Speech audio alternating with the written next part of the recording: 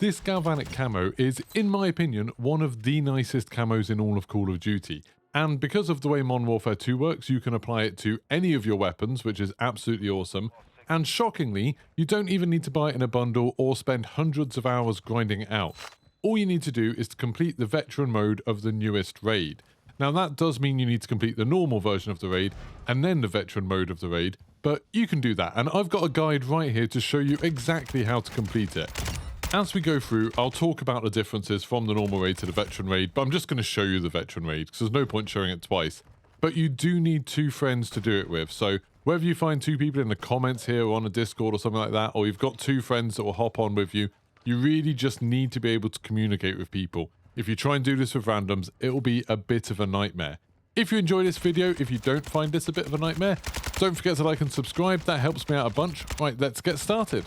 So, like I said, you do need to complete the normal version of Raid Episode 3 first. You don't need to complete the other 2 episodes or anything like that, but you do have to go through the normal one, and then it'll unlock the veteran one, and then you need to go through that.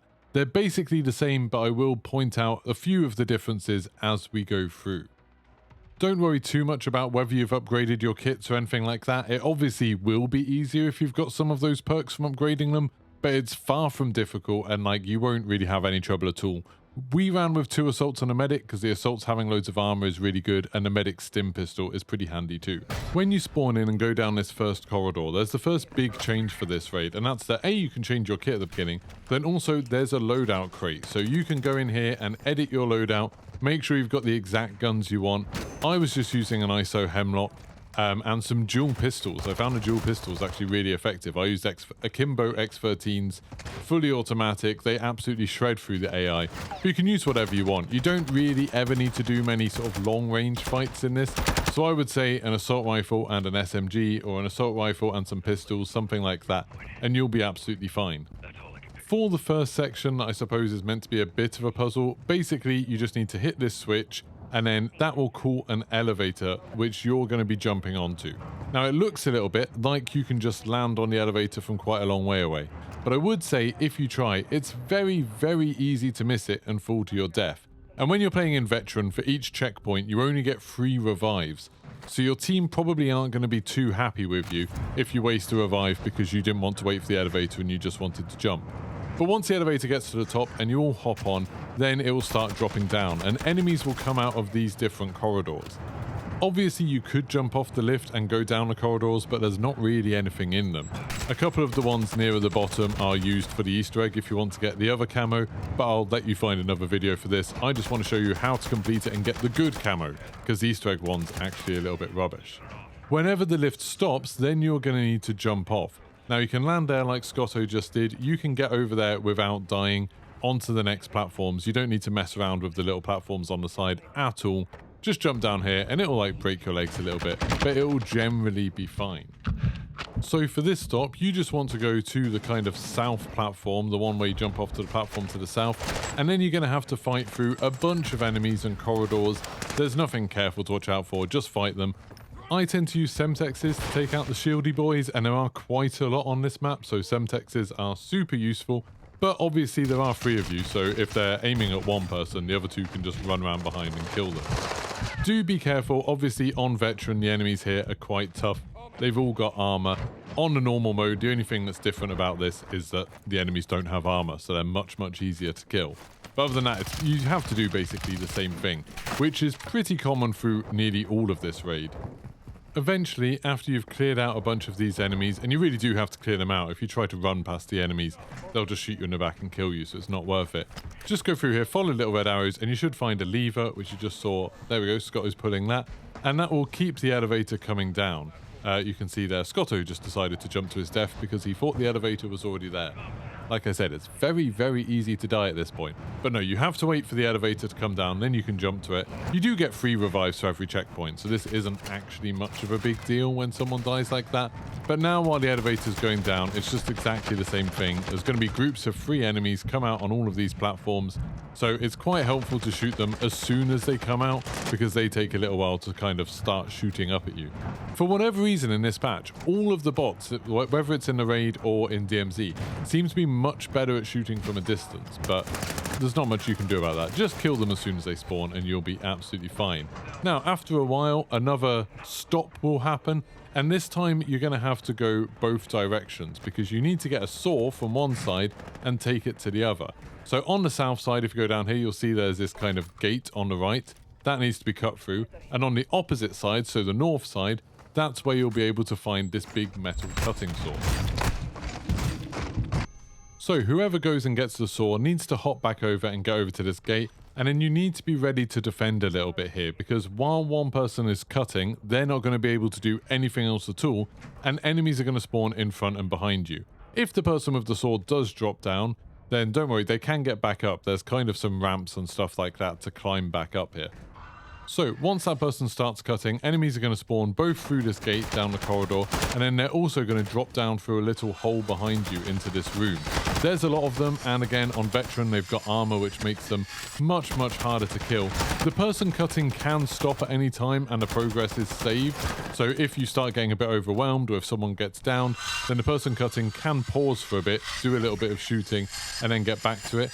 And there is an ammo box right next to you, so you can fill up on ammo if you need to, and make sure once you've cut through that you do kind of fill up on ammo again just before you go. Otherwise, that'd be a little bit of a waste. I think I forgot to do that here. So then you have to just run down this corridor through the mines. There's going to be a few more enemies, and then there's another bit that you're going to have to cut open.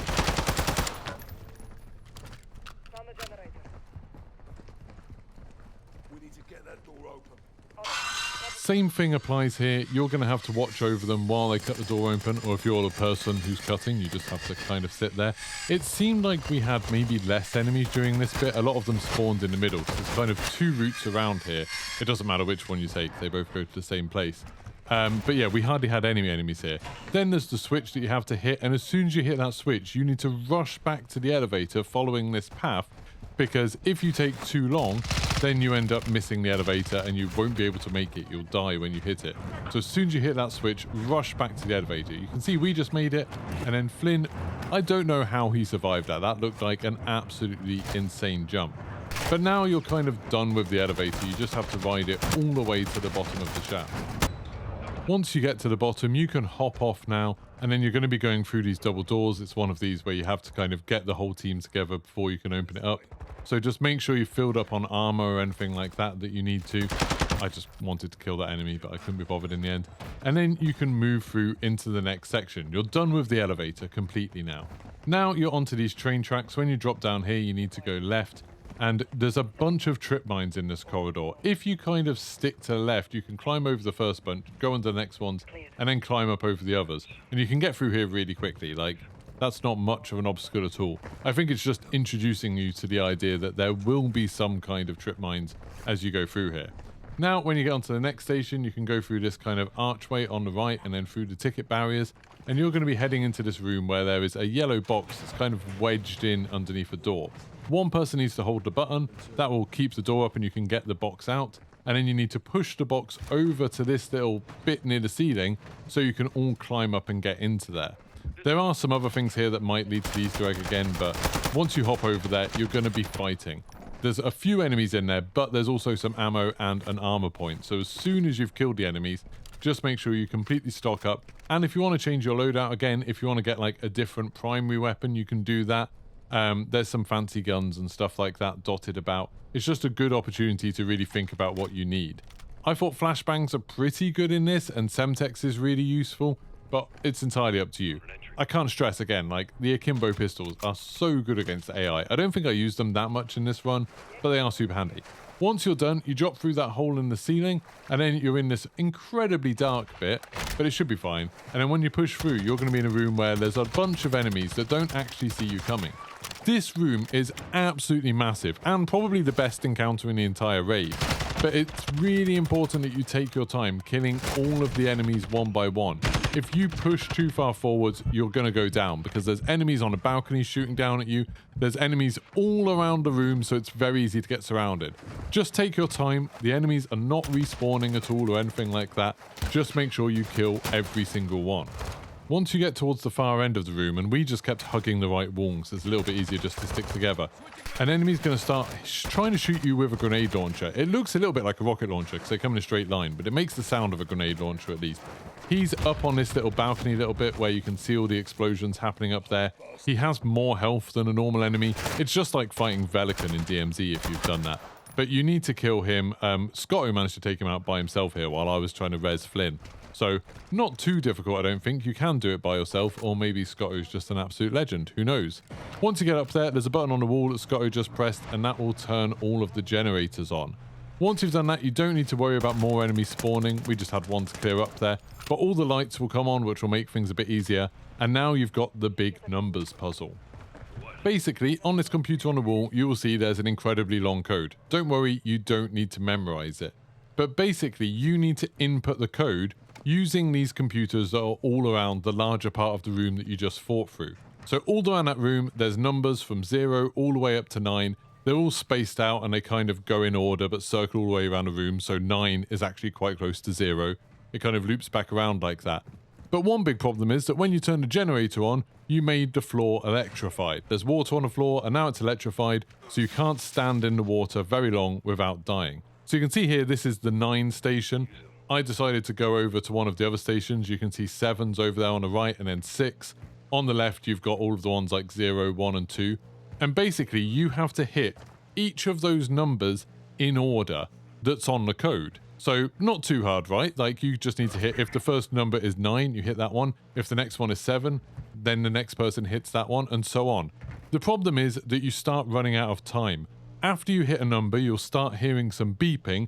And then when the beeping gets faster, you'll run out of time and it'll restart the entire thing. So you can see here that I'm waiting at the 5 station. So somebody's on the 9 station, somebody's on the 1 station. I'm going to have to wait for both of them. As soon as they hit that first one, number 9, then you start hearing the beeping.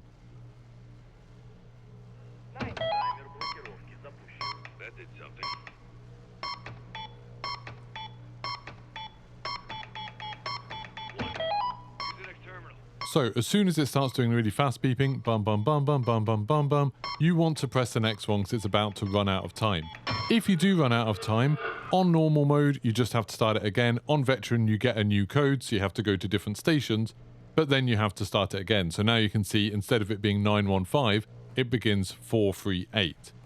So the way we organized this is that for the first 3 numbers, you all get in position at one of the numbers. There's not really enough time to run between 2 numbers, even if they're right next to each other. Like, it's a little bit of a challenge to do that. So just make sure you line up. So here we have 1 person on 4, 1 person on 3, 1 person on 8. And then the first person hits it and starts running to the next number they're going to have to hit. So it's the 4th number. So I would be running from 4 over to 2. Then, to give that person as much time as possible, the person who's on the 2nd number, which in this case was 3, just waits as long as they possibly can. They just kind of like hold off for a little bit until they hear that double beep, and then they hit it, and then they can run to the next number they're going to have to hit. And it kind of alternates. So everyone presses one, runs to the next one, and then the second teammate presses theirs and runs to the next one. The third teammate presses theirs, runs to the next one. And then the first one, by then, should be at the next number and then ready to wait until they hear the double beep, hit it, and then run to the next one. And we just kept on doing it like that. And because you kind of knew which numbers in advance you were going to be going to, you could just sort of like look at your number now and then count 2 numbers and then you're going to be going to the next one. That's how we did this entire thing. And we didn't end up actually having to like talk once we knew what we were doing. It was just a case of trying to get over there as quickly as you possibly could. It sounds a little bit confusing, so I'll show you our successful run just to show you exactly what we're doing and what I'm thinking about while we're doing it. So here you can see I'm at the first one, I'm at number 9 and 9-1's first one on the code. The others are at 2 and 4 ready. As soon as I hit 9, I know the 4th number, which is the next one I'm going to have to hit, is 7. So I hit it and then run over there as fast as I can. Don't worry too much about falling in the water a couple of times, that's absolutely fine. But then while I'm waiting here, then I can see, okay, the next one I'm going to have to get is 0. So I just give the person who was just on 4 as much time as possible.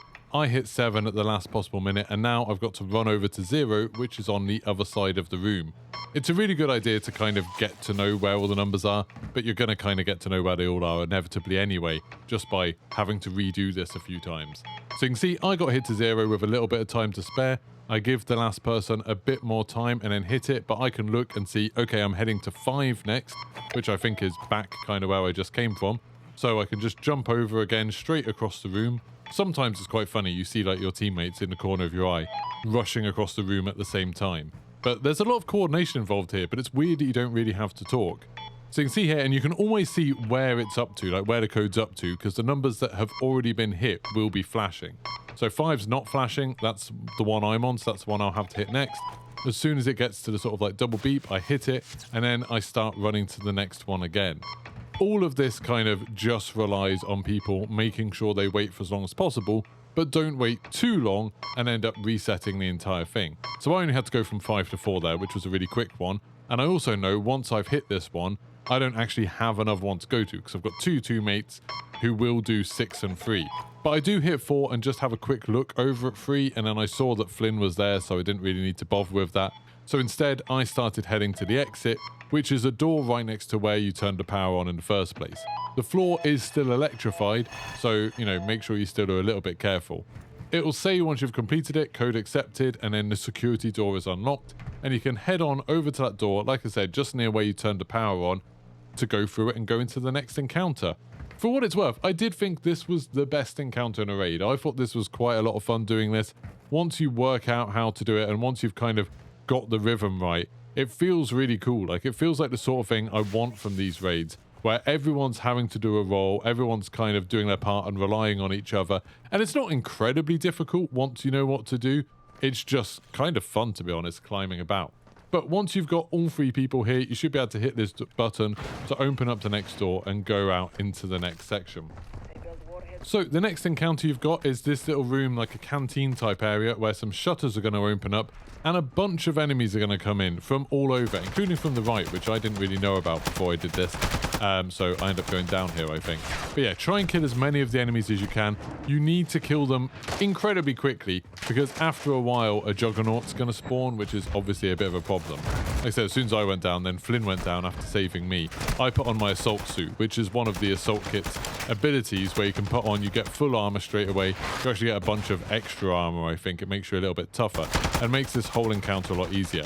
So you can see there, the Juggernaut ran out. It doesn't take very long before the Juggernaut runs out, but if all of you are shooting him at once, he actually goes down surprisingly quickly. Here, I don't really know why I wasn't using Semtexes here to take out the shieldy boys. That would have been much easier. Luckily, I got a couple of good hand shots on them, which is what you want when you're trying to take them out. Once you finally clear out all of the enemies here, then you can kind of go behind the kitchen area. These doors will have been opened up by the AI, so you can just run through and go back, and you'll see there's this door open on the left here. This is where you're going to go through into the next section. So you can run down the tracks to the left, and then when you go into this room on the left, you'll see there's a bunch of pipes and stuff. You want to follow the route I'm taking here, where you go underneath that pipe, hop over these pipes, and then you can crawl through this crawl space, and there's a button here. Just on the other side of the wall, if you didn't go right and go through those pipes, there's another button the other person has to hold. And then there's also this kind of yellow trolley, like the one used earlier. That's the one that Flynn grabbed. You might have seen it just when I ran past on the video. They're going to grab that one and then bring it through this gap. You both have to be holding the buttons on either side of this wall to keep it open, ready for that person to push it through.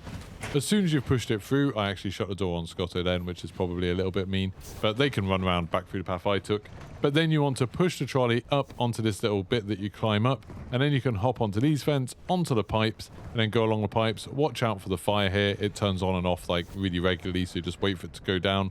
Then you jump through here. Now, this is actually meant to be a laser puzzle, but you can just hop onto this shelf and then go on the top of these shelves, and, or not lasers, trip mines, sorry. But if you just hop across the top of these shelves, you can kind of miss out this entire puzzle, which is unbelievably helpful. And then you even get the benefit of going back to watch your friends and see if they manage to make all the jumps too.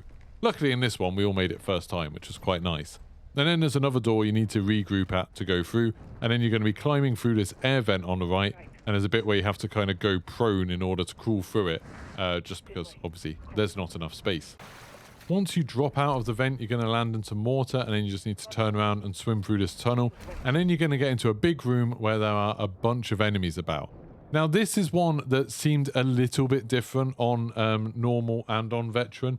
Basically, for some reason, on normal, occasionally the water would get electrified, and we all had to kind of make sure we got out of the water when that happened. On veteran, that didn't really happen, and I'm not really sure what we did different or whether it's just a timing thing and we didn't notice it. But anyway, there's a bunch of enemies in here. You want to kill them all before you worry about doing any of the puzzle parts. Just kill absolutely every enemy. Occasionally more enemies will spawn, so you have to be a little bit careful. Just always keep an eye out for when more enemies spawn, but try to kill everybody that you possibly can. Occasionally some rocket launcher enemies spawn at the very top. Be very careful about them. So once you're out here, one person needs to go and hold this button, and that will open up this little bit so someone can run in there and grab a yellow trolley thing. Again, there's a lot of these yellow trolleys in this silo. They're very, very handy. And in a second, we're going to have to use two valves. Now, one of them, the one that I'm not going to show you in this video really, is just in the water in that corner. So if you look on the left-hand side of my screen, on the far side of the room in that corner, there is a valve underwater there. When I say the underwater valve, that's the one I mean. But before you can do any of that, the person with the yellow trolley needs to push it out, and then you need to go and hop up into a little hole in the wall on the left here. And here there's a little puzzle that's going to require 3 of you, so make sure all of you are over here. Just everyone needs to hop over. Basically, there's 2 valves, one at each end of this room. You need to turn them until the dials in the middle get to the right part, the right level. Now, you don't know what that's going to be. They just kind of light up green. You can see it right there when it gets to the right number. And it seems to be random every run. So it's not always the same number. You don't know what it's going to be. You just kind of have to experiment with it. So you can see there, Scotto got on one of the valves and he's trying to get it onto the right one. I told him to hold it at 30. Annoyingly, it's just like you hold interact and it goes up, you let go and it goes down. So you can kind of balance it a little bit. But he's trying to keep it around 30, and then Flynn's holding his, so I'm just watching until that light goes green. And as soon as they both go green, then you can interact with this and activate the main pump, and that'll start raising the water level in the main room. And then, basically, you need to go into the main room, and you're going to have to do the same thing again. So one person's going to have to go over to that underwater valve I pointed out in that far corner of the room where Flynn's throwing something for some reason. There's a bunch of enemies coming in here. That's probably why he's throwing things. And then there's another valve on the left-hand side of the room that you need to push the trolley over because it's a little bit too high up.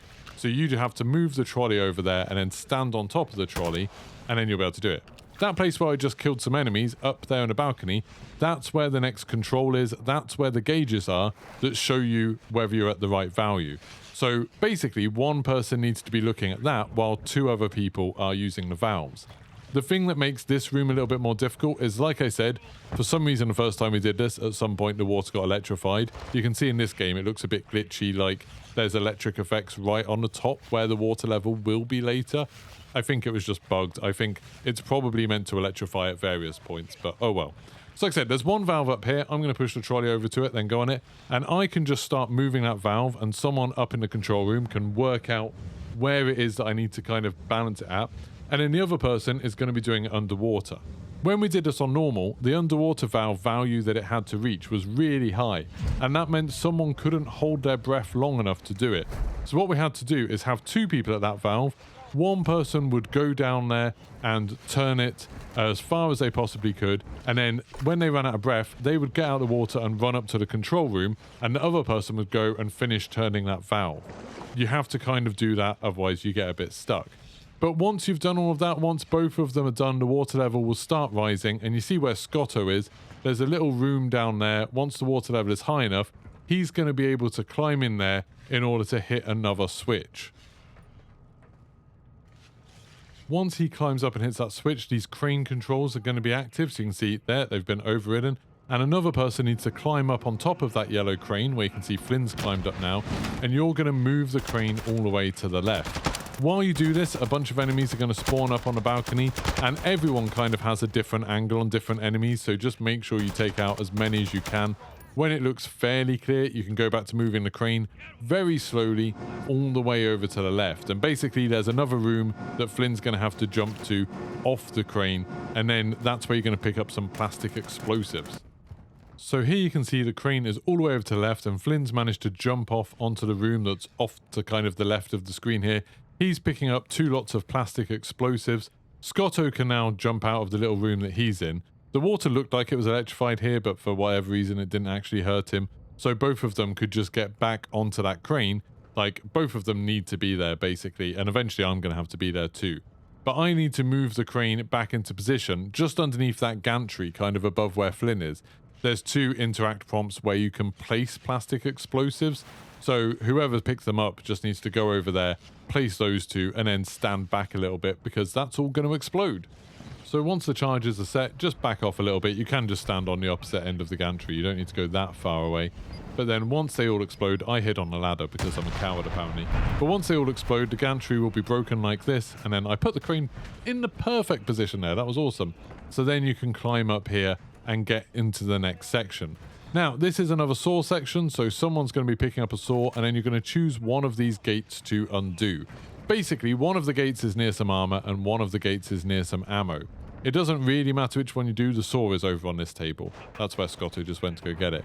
You choose one of them and start sawing through it. You can always access both the ammo and the armor. It just makes it a bit easier for the next section if you want more armor, if you've done the left gate, or you've done the right gate if you want more ammo. As soon as someone starts sawing, you're going to have the same problem you had before, that a bunch of enemies are going to start spawning. The first time, it's just all around you. Then there's another gate that you have to cut through just here, and this time you're going to have enemies coming from behind you, as well as in the room that you're cutting into, which absolutely sucks. I think the idea is that you're chasing someone, so they're locking gates behind you, and you're trying to do this. As because we undid one of those gates, I don't think you can cut through both of these gates at the top. It means that kind of you're cut off from the other side a little bit. You have to run away all the way around. And, you know, it's a little bit scary here having all of these shieldy boys. Shieldy boys absolutely suck. They're so unbelievably annoying. This whole fight on normal is pretty difficult.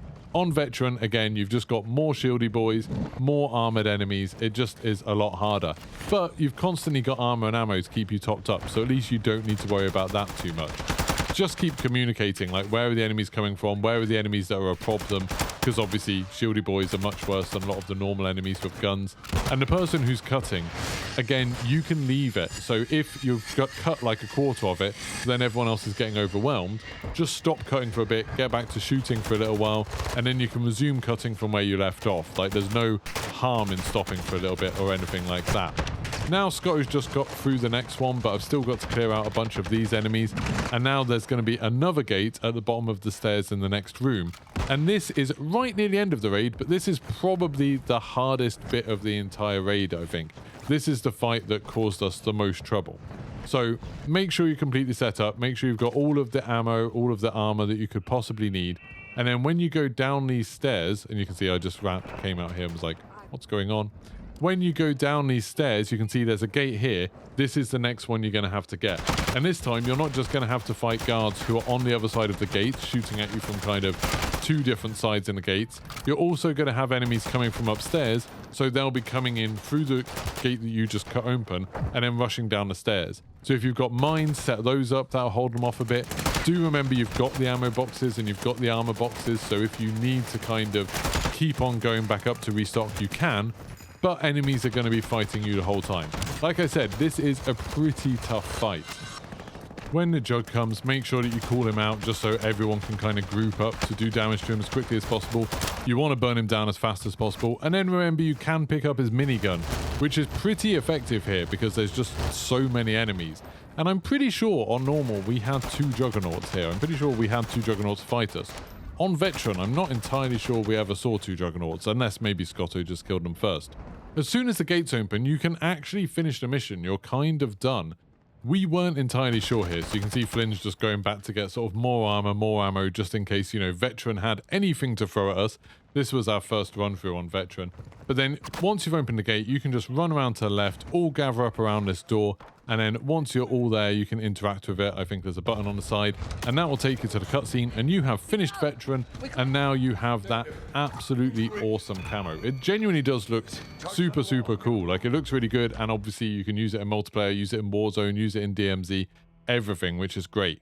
So, thank you very much for watching this all the way to the end. If you found it useful, don't forget to like and subscribe. Make sure you check out my streams over at twitch.tv/Geeky Pastimes, and check out my daily podcast where we talk about gaming news, we talk about a lot of Call of Duty stuff, all of that fun stuff. every weekday morning here on YouTube, or you can listen to it on Spotify, iTunes, all of that good stuff. So thank you very much for watching, and goodbye.